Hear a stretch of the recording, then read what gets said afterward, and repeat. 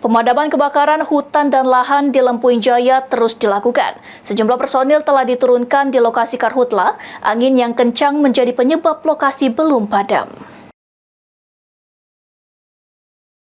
Pemadaman kebakaran hutan dan lahan di Lempuing Jaya terus dilakukan. Sejumlah personil telah diturunkan, termasuk Satgas Udara melalui waterbombing di lokasi karhutla.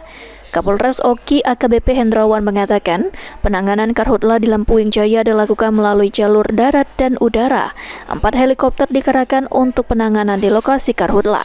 Tim pemadam masih berupaya mematikan api, kendala saat ini angin berubah-ubah arah sehingga pemadam harus menyesuaikan untuk faktor keamanan.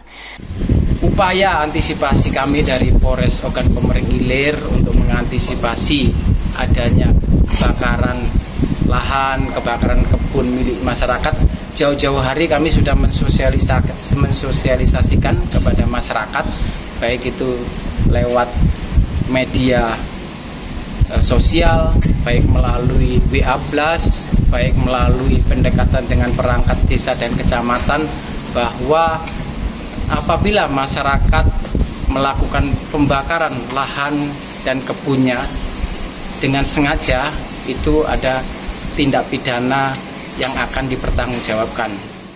Novan Wijaya, PAL TV.